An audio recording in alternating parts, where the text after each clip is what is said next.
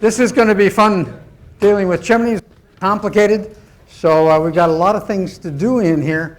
One of our challenges is to figure out how do you divide a job so we can do 4 challenges and make it fit. So it's real construction sometimes. We've got to like these things together. As you can see, we've got these little houses and we're going to be putting in chimneys. I want to just walk through real quick what we're going to do today and show you some resources so you don't have to think that you need to take notes or anything else in case you need it. Because after the conference is finished, you can download the PowerPoint, or actually a PDF, of this whole session with some references and other stuff on it to get you to different places. If you want to put the PowerPoint up for just a moment, we're going to be doing a 1-story chimney install. And that's why you see here around this. And of course, then it varies if you've got if you've got a chimney, things like that. Real quick, challenge 1 is going to be the first one this morning. If we go to the next slide. Challenge 1 is the ceiling support. So we're going to be doing all the details for the preparing, because the ceiling is what holds the weight of the chimney. Unless it's really tall, then you have a second support on the roof. But for a small one like this, there's a support of the chimney and that holds everything up. Unless you have it sticking more than 5 feet out the roof, then we need some bars to support it. We'll look at that. Challenge 2, later this morning, we're going to move into the attic. Well, there's not a lot of space in the attic, but you're lucky. The attic's down low enough, you don't even need a ladder.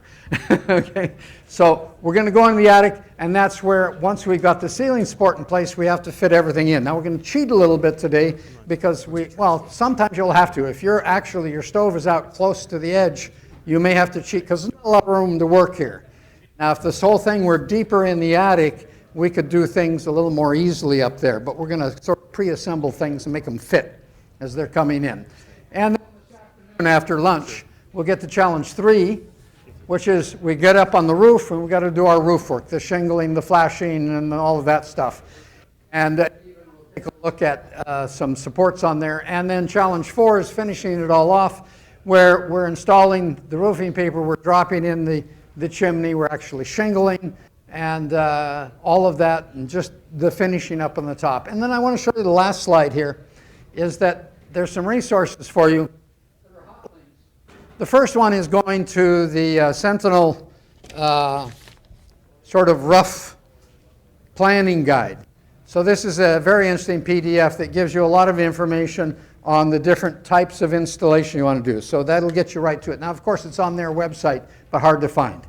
So we found it, and you can download it there. Then there's also an online planner they have for these particular chimneys from Sentinel. And the online planner is a really nifty little tool for making sure you buy all the pieces you need according to what you're doing for an install. And you didn't forget something important. That's important in your communities if you're far away from the hardware store. And then there's, on my site, I have a whole little section on the safety clearances. So you want the specs, how far away from a wall can you be, how much distance, what's a radiation shield, and all of those things. We're not going to deal with that today, but it's there so that, in fact, we'll have one little detail here that we're cheating. We have a little shield coming down, or not a shield, but a flue pipe coming down. There would be an illegal installation because we're too close to the wall.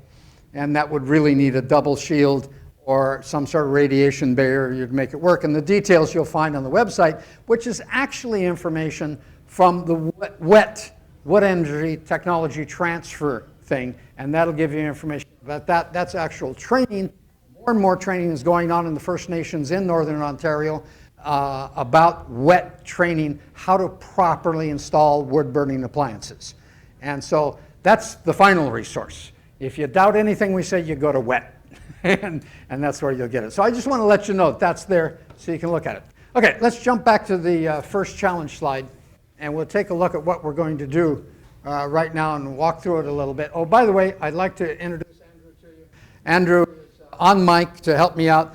Andrew is actually wet certified for installation. So he knows what I'm talking about. This is good because I don't know what I'm talking about. He does, but you know, it's he's got the hard training, and that's going to really help us in this installation. Be able to answer your questions between the two of us. We might actually get this right. Usually you teach me as much as I teach you, so I like that. I'm out here and we learn this stuff.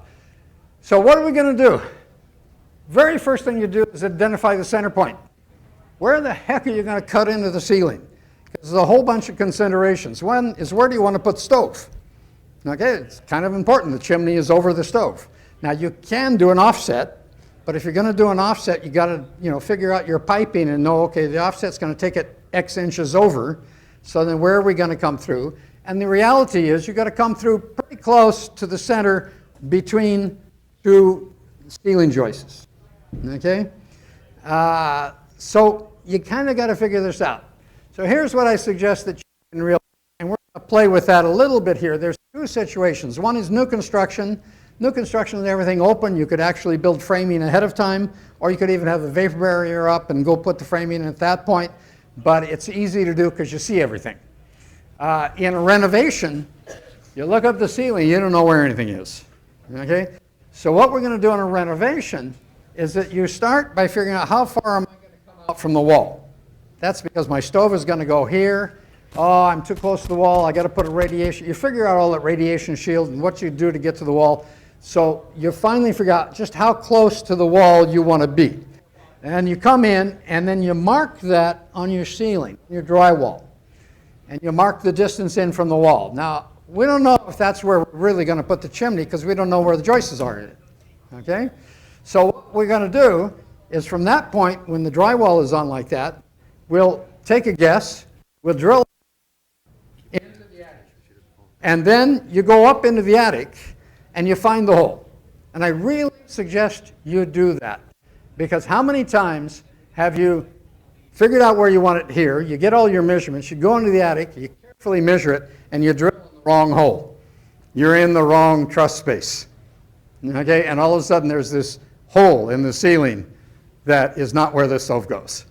Okay? If you put the hole approximately in the right place first, go up, find the hole up here. Now we can shift the hole to center it.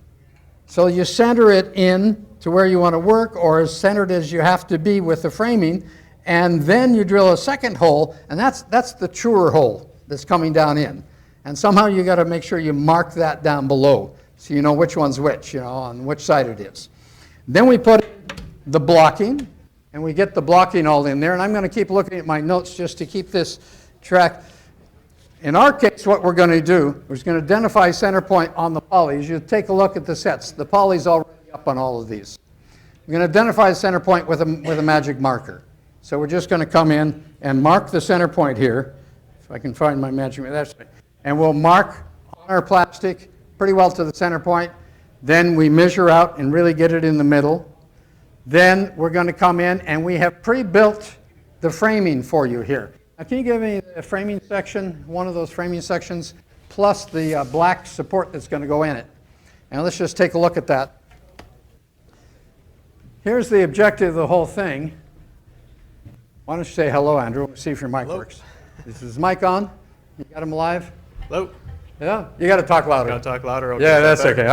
Okay, hold the framing for me. Yep. And so this is the guy that actually holds all the weight, holds everything up in the ceiling. Unless it's a really tall chimney, then there's another one up on the roof that holds some more weight. Okay?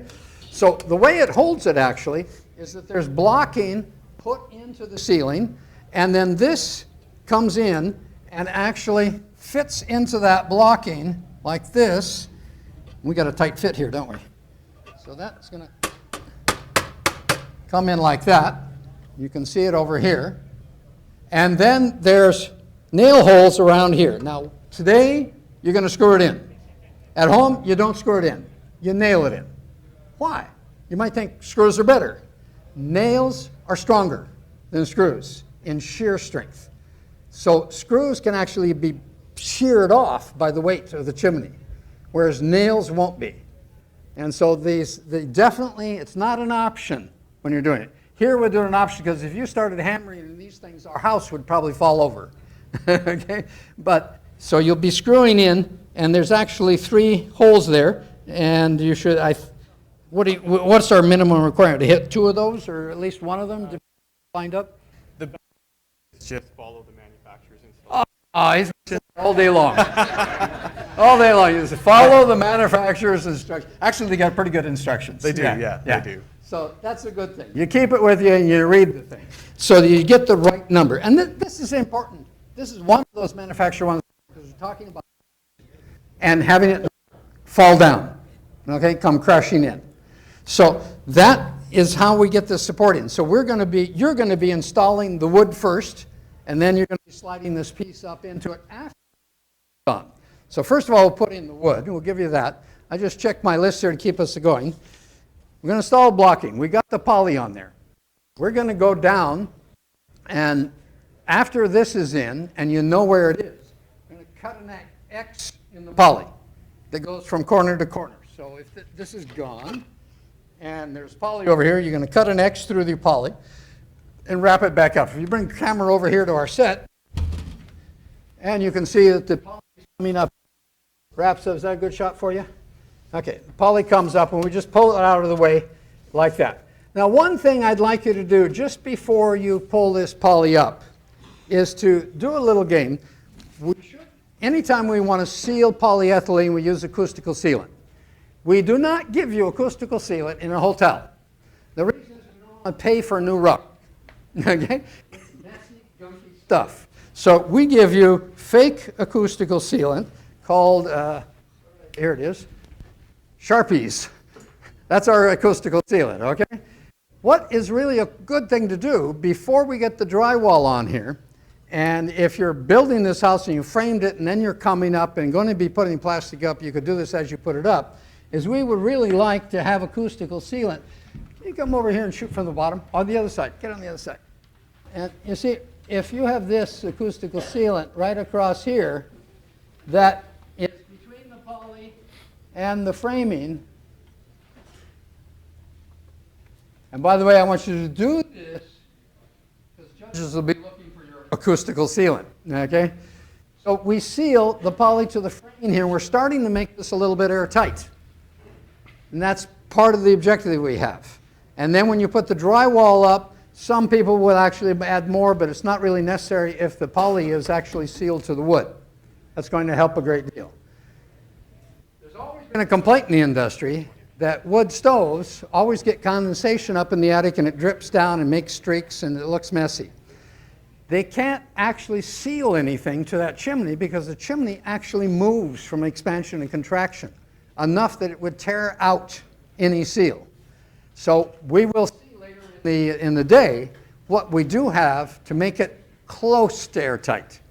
But along the way, we do these things to help improve all of that. So we're going to seal that up on the bottom. What did I just do with my paperwork? Here we go. Now we need to get ready. We've stapled that back, and the drywall is in there. So now we're going to be putting the drywall up there. And I've got the order wrong here a little bit. You need to put in that sealant before we put the drywall. Now you're going to pop some drywall up there. And we've got to draw a template to cut out for this thing to go in. And we want it fairly close. Okay? Can't make it too small because this black guy's got to fit through.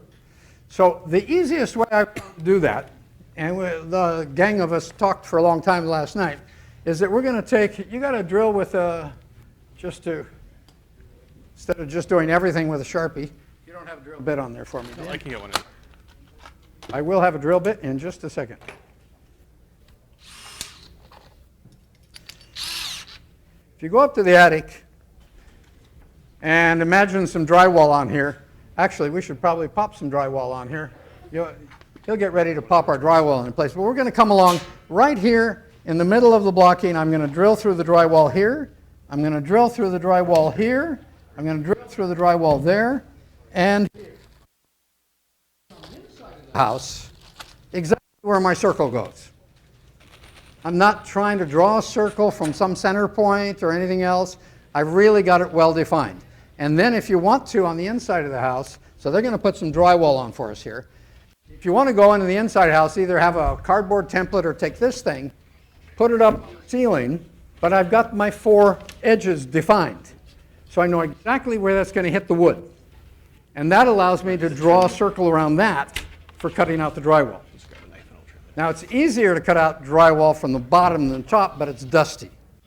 And I want to show you one little thing here. Do you have one of those Sawzalls there? Well, you're getting ready to... They're getting ready to install my drywall. This is fun. This year I've got a lot of help, so I can keep talking and let them work.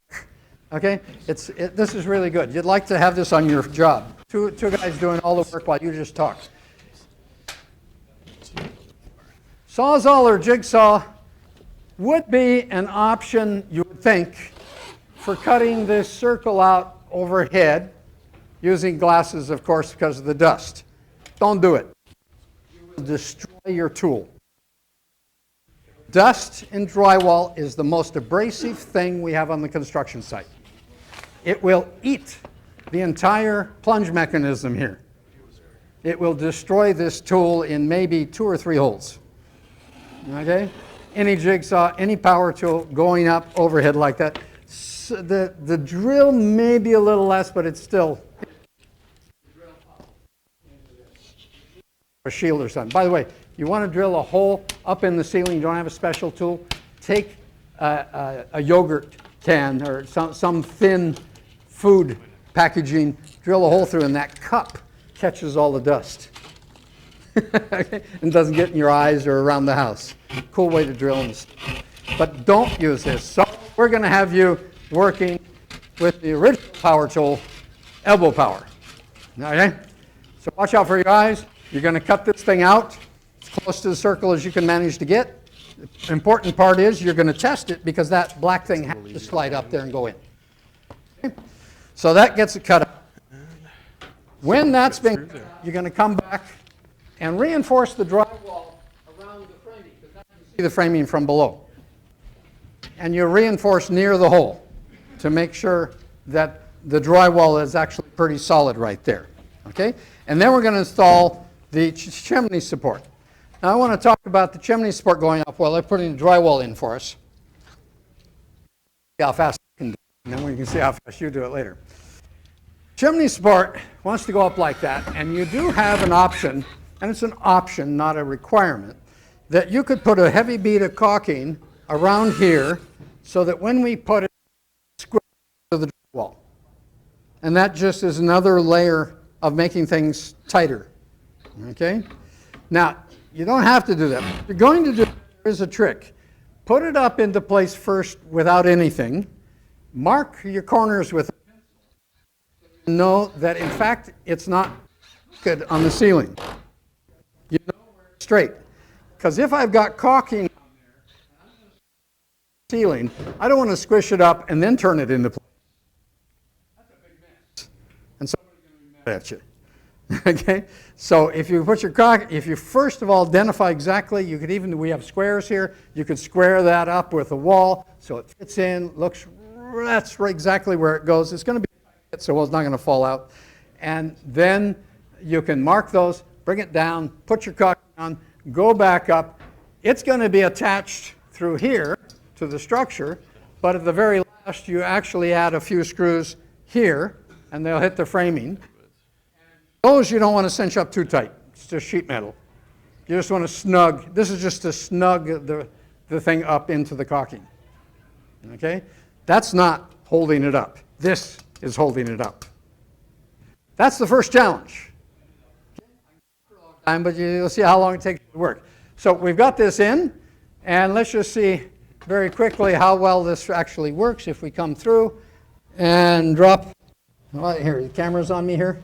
So that's about in the middle there, and about in the middle here. So that's not complicated. By the way, you're going to scratch and mess up the poly, as you see here. What do we got on the screen?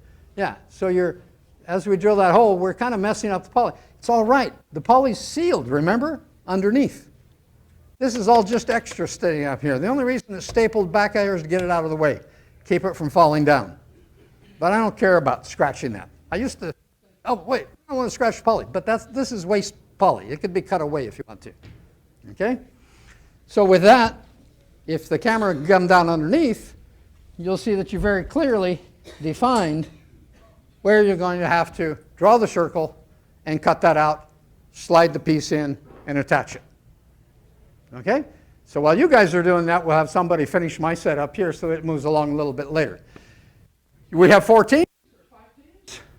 Let's choose a station. Get your teams up and going. Find yourself a station.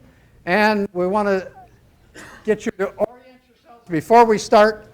We want to collect and see that you've got everything that you need to work with. What you're going to be working with here on this one. Yeah, sure. You need to find your, well, let's get you into your stations, look in your tool bags, and let's orient, make sure you got what you need. You're going to need bits for, you're having trouble fitting the drywall in there? Is that going to go? You're going to have to cut that out a little bit? So now what you've got to work with, you're going to need a felt pin, so locate your felt pin. I don't want you to waste a lot of time looking for things in the competition. So right now, lay out your tools. You're going to need the felt pin. You're going to need some drywall screws and a gun with a drywall bit. Yeah, exactly. Yeah. Oh, by the way, in the bits, I do like to point out something. Grab one at a time. I can do them right here. You want to bring the camera over to me. No, this is fine. And do you have one of the little red bits? Sure, yeah. Do you have one of the little red bits that we don't like? Are they right here?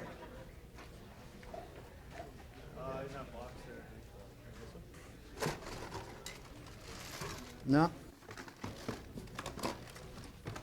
No more. Oh, here it is. There you go. Okay. Now, these are the ones that we had collected to come. This is a fairly useless bit because when you put it in, and then if you don't hold it right, it falls out. Oh, it's not going to fall out. There it is. But they come out too easily. This is better off to put into the drill that will chuck it in. When you're buying bits, always buy the one that has this little collar on it, the locking notch. That locking notch goes in and stays. So all you guys know this. Some of you that haven't really worked with this in administration, you don't buy the guys these little things that don't have the locking bit. You buy the guys the one they won't lose. Okay? So it's a little bigger, but it works better. One of my challenges is not all of you do any work. A lot of you work in administration. My hope is that you'll learn more about what's going on so you'll back up the guys that are doing the work. Okay? And get them the right stuff they need and understand it takes time and to get this all right. Okay. So you're going to need your stuff for drywall. Do you have drywall? Do drywall names out there? See, you're cutting drywall. It's quite cutting drywall on the edge for a tiny little bit is always hard to do. If you look at the camera, she's showing him cutting. Can you go to the close-up camera? See him cutting that off. You see, that's always rough. You got to cut both sides because snap and pop doesn't work that well on a 1-inch cut or a 1/2-inch cut.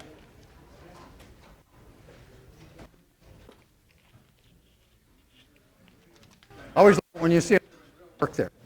Okay, you need that. Some screws for screwing in your blocking. That screw heads. What do you got?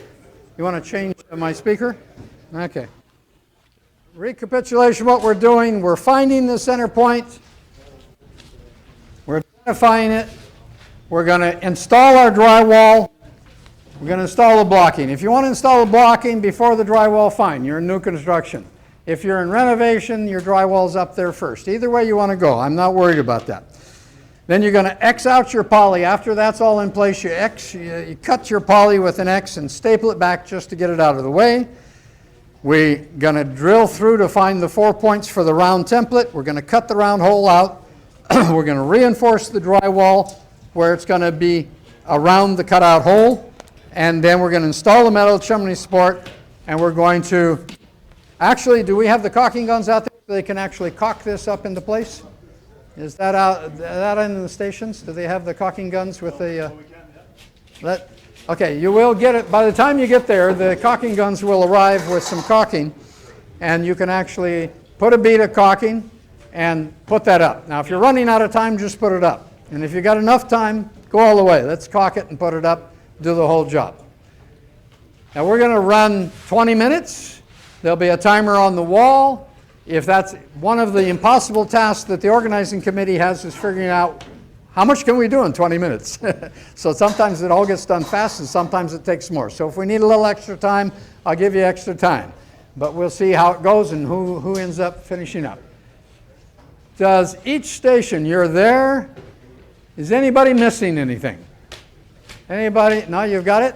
Now we got 3 guys here to help out, so they're ready to come in. They're setting up some drywall right now, cutting that off. How far are you from getting the drywall to fit? Last one. You're ready? Okay. You guys are ready? You're ready over there? You're ready here? He's not even looking, he's ready. You're ready back there? Ready here? Do we have our 2 people over here? Okay, everybody's in. They're already checking it out. Let's make this happen. 5, 4, 3, 2, 1, go. We need some dramatic music. Don't you have something, racehorse music or something to get us off and running?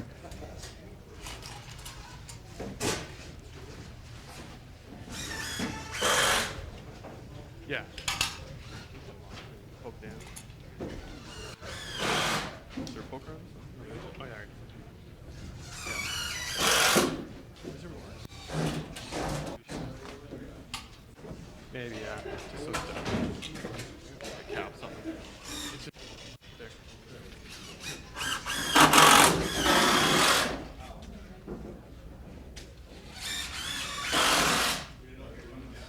Okay.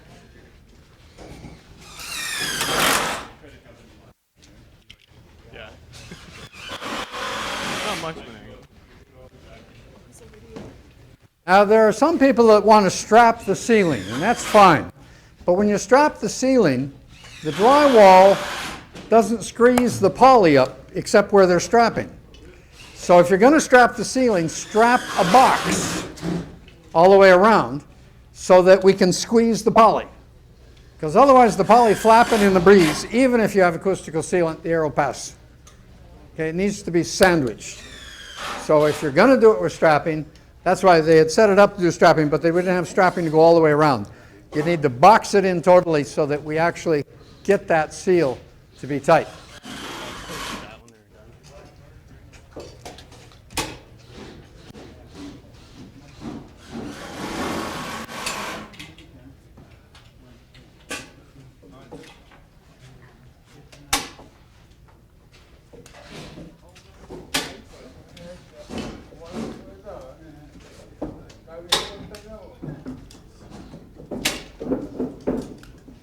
That's good enough. Don't waste any time with the poly. The poly will squeeze up when you put the drywall in. The poly usually is kind of floating across the ceiling.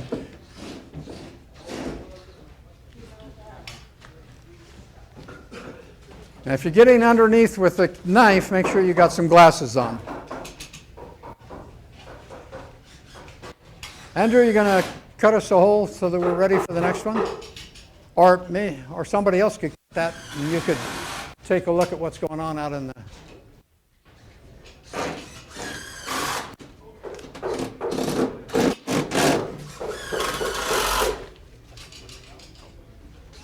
I'll give you a get those 2 of them, or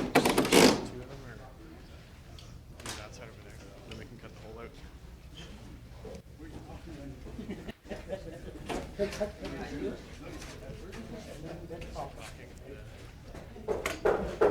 Now, if you're in an existing attic, the drywall still is already there. One of the things that's cool is you prepare your framing for the chimney, and you put your acoustical sealant on the bottom of the framing before you set it down into the plastic. And that automatically gives you a perfect seal as you come down. But you will want to go down below and reinforce the drywall where there's framing. Oh, yeah. Doesn't bother me. And the newspaper's here. I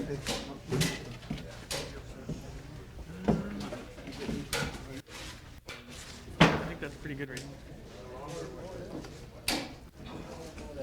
now. Now, I don't really want you to cut that out, because you wouldn't really cut that out in an 8-foot piece of drywall, would you? No. So get it up there, and then we'll cut it out from there, okay? But, I mean, that's a nice idea to cheat, but it's, in real life, you're not going to put 8 foot up, mark it, and bring it down, and then cut it. Now that's, this is all for later. What you want is the black one. Where's the, yeah, there's one there. Is that theirs or is that yours? Here we go. Storm, no, is that it? No, that's the storm color.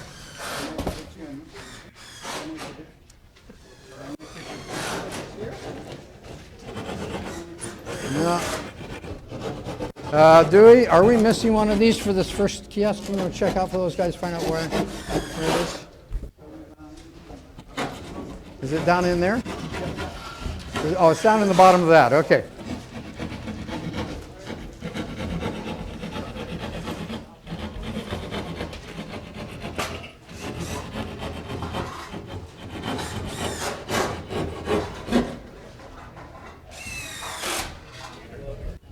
Yeah. Oh, that's what happens. This guy's a cabinet maker, so he's making a beautiful round hole.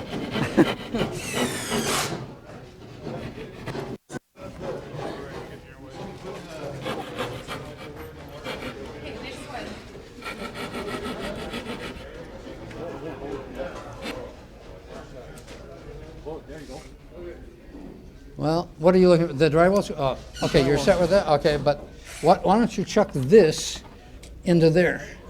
And then you got power. That'll fit.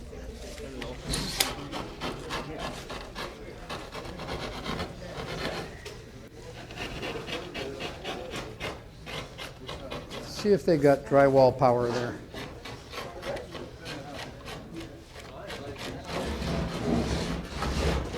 You got a screw head for the drywall?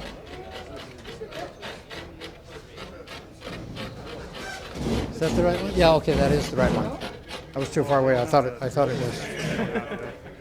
To drill the hole, like you said. Oh, the 3/8.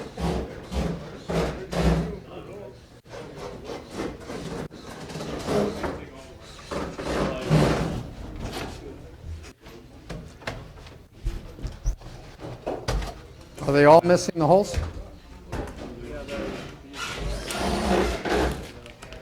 Cut a little bit off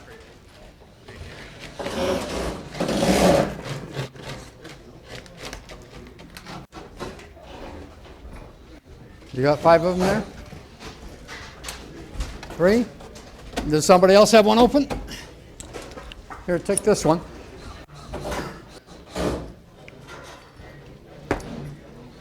Here's another one.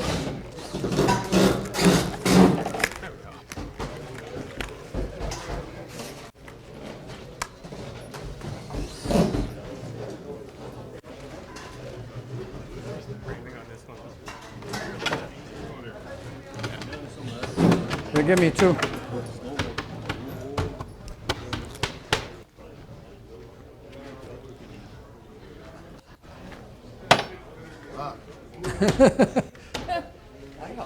That might help, huh?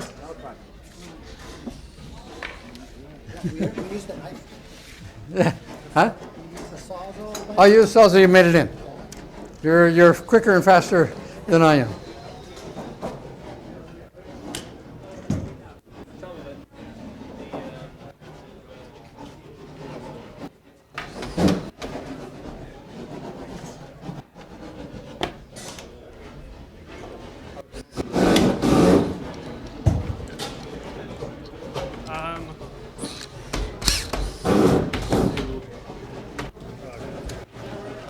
So a couple of them were faster. They, instead of using the drill, they used the sawzall. Oh, yeah. Not the sawzall, but the handsaw. Yep. Punched in. Okay, so that's up.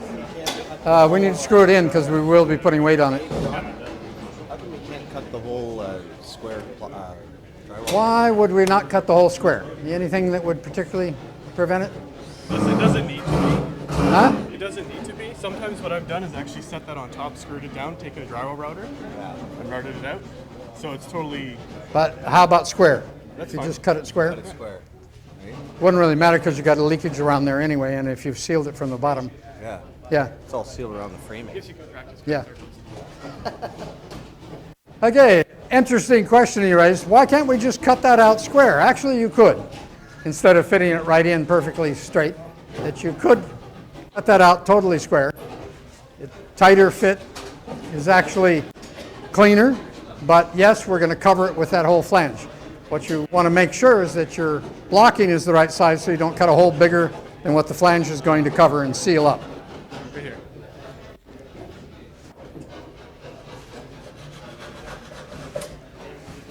Yep. What you want to do is just tack. Pardon? So all you know. I'm working on it. You? Good, good, dude. Good seeing you. We can silicone. You coming tomorrow's session? Oh, yeah. Yeah? Okay. You're doing another one tomorrow? Oh, we're doing a bunch of little tools. You'll know almost all of it, but maybe not all of it. No, you should know all. You should know all of it.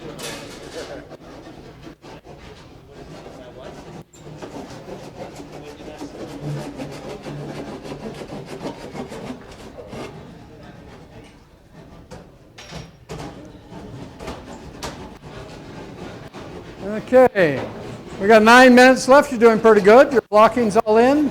Holes are coming along. We're going to be very soon attaching that. Now, before you attach that in, let's see about before you actually screw it. We have squares. You got a square right under your leg if you want to throw a square on there. Square it up to the wall. There's a square right under you.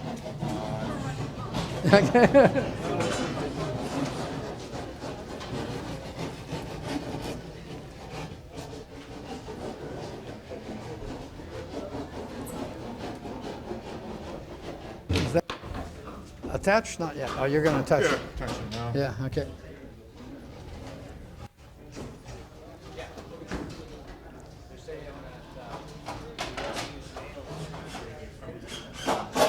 Dropping the adapter in there. Pardon? Dropping the adapter. Not on this one. This is finishes there. Yep. Yep.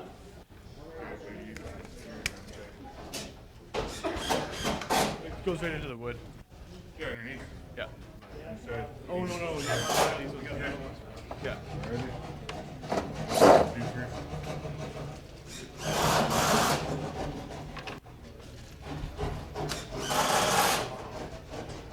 Now remember, we're having you screw this in. It should be nailed in, according to the manufacturer's instructions, because the nails resist shear force better than screws do. We always think screws are better than nails, but there's particularly sideways action, the nail is stronger than the screw. It'll tend to bend, but that's exactly the difference, is the screw will snap.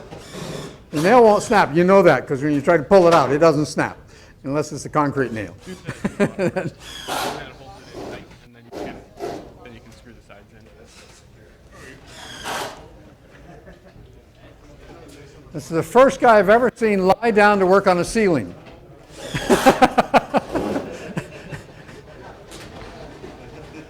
He's got really long arms. Leonardo da Vinci.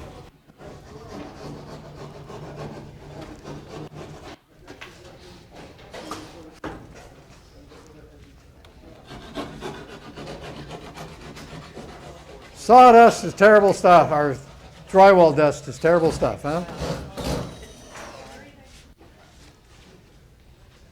Okay, now you do have caulking guns there.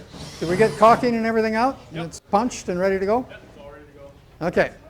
So we got enough time. You still got 6 minutes, so let's get some caulking before you attach that in, before it's actually fixed. Caulk under the black trim around the edge, so that the drywall, that joint doesn't let air up into the attic.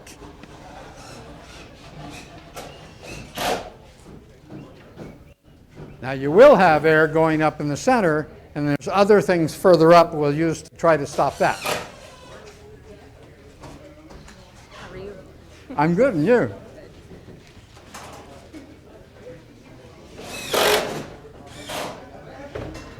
You've still got 6 minutes, so it's doing well. Are you doing all 3 screws? Like Uh, but I think we're just doing one. And as he said, check the manufacturer's instructions. He was asking me to do all 3 screws. The thing is that the 3 screws aren't lined up, and if you warp the whole thing, it could be in problems. So you want to really hit the... Is it really just 4 screws for holding that? Understand? Underneath? Yeah. No, this. Oh no, In it's the three per hole. It's like a waist hanger. You do all 3? Do all. All 3. Okay. So we're going to drive screws in all 3 of those holes. 4 times.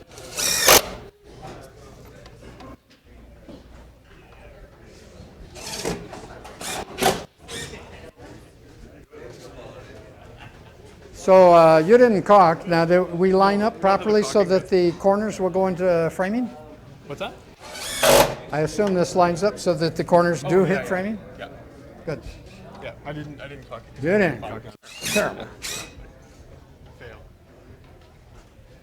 Let's walk around and sort of see that. Now, these guys are all finished? Yep. Did they caulk? I don't think so, huh? But they're all screwed in. There's screws all over. These big head screws, they're going to give us trouble later? I think they'll be fine. Okay. That radiation shield. Okay. Let's pull these out. I don't think that's in at this stage. That's the next stage. Yeah. Okay, we got this. This one's done. Although I don't think you caulked, did you? Around the edge. We have 4 more minutes.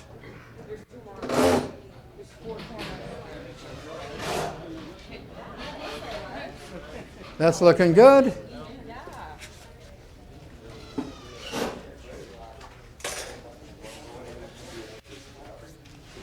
What's interesting about this particular part of your project is you want to, it's early in the game, you're just getting started, you want to do this almost better than everything else because this is the one piece that you see forevermore.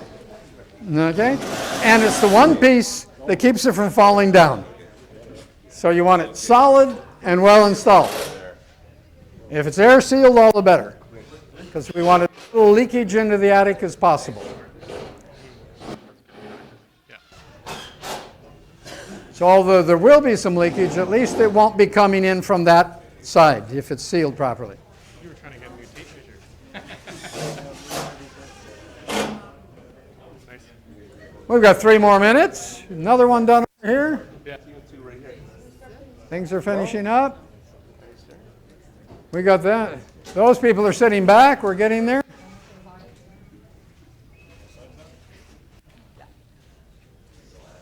We must be getting finished because she's just sort of primming up. And okay. Everybody finished in time. Okay. Well, let them finish up. We still got 3 minutes. Don't rush. And then our judges are working their way around.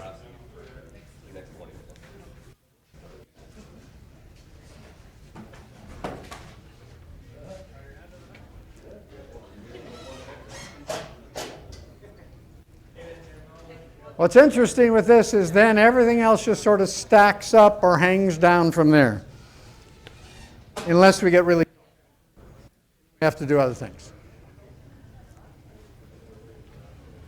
That looks like they're putting their tools down. Everybody's finished, and we have 2 minutes left.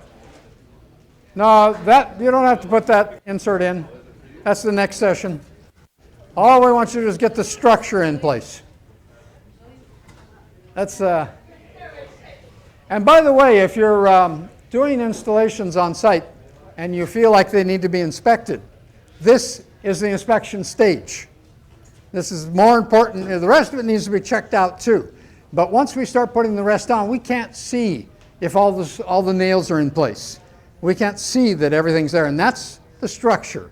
So if you're going to be inspecting a house, you inspect after this is installed. And this can be installed without opening the roof, without being, so it's easy to put it in and wait for it to be checked by somebody. If that's not right, we're going to have trouble later.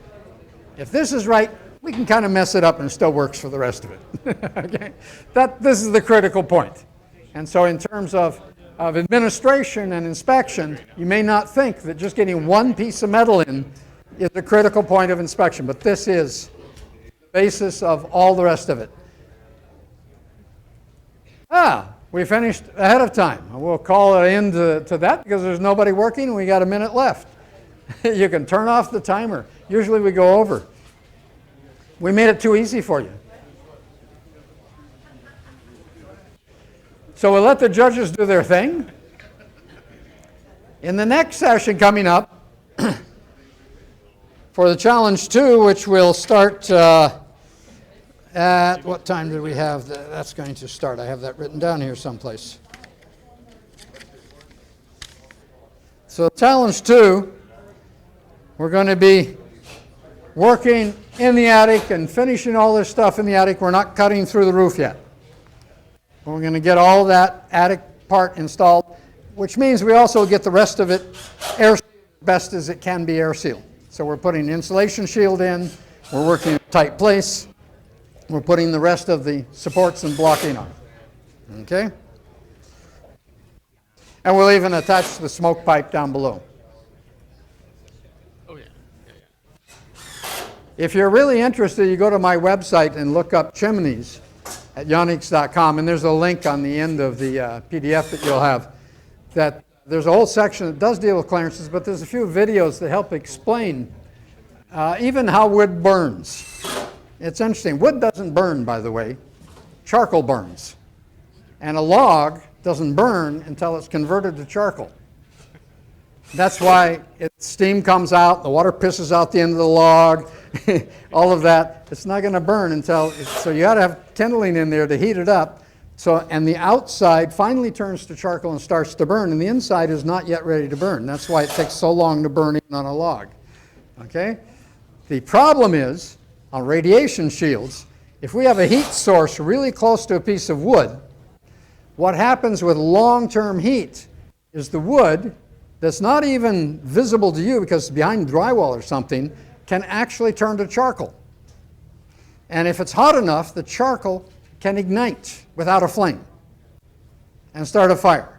So we often get fires under wood-burning appliances or in front of them when they're not properly set up on a flooring material or near walls where the studs just light up in the wall, spontaneous combustion, because it's long-term heating and it really needed a radiation shield there to protect it.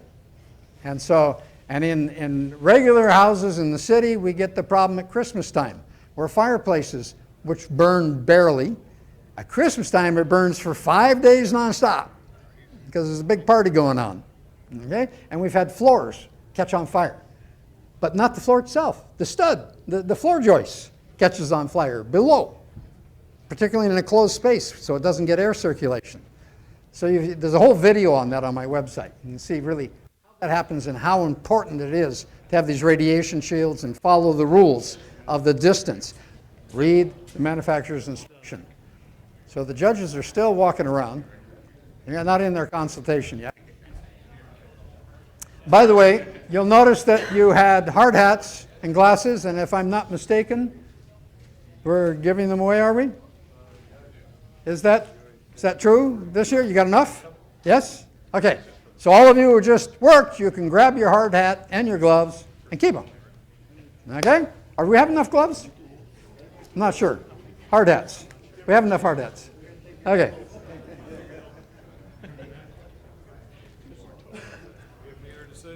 You have made a decision. Yes. Oh, by the way, what do we, before we give the decision out, have we got a prize here for this thing? Have you guys organized the...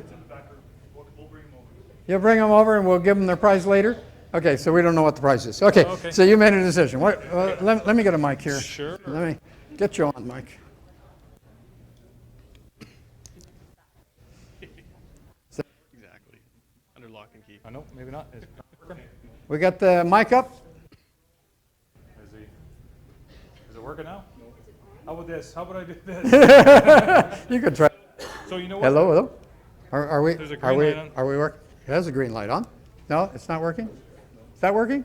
Okay, just talk into it. Okay. So yeah, everyone did a fantastic job. It was really, really close. So we'll have to go with team number 1, which is in this corner here. So who's that? congratulations, team Stand number up. 1. Stand up one. Okay. Later on, you're going to hit these guys up for your prize, okay? Because I don't know what it is yet. Okay, we'll get the prizes down here. Thank you.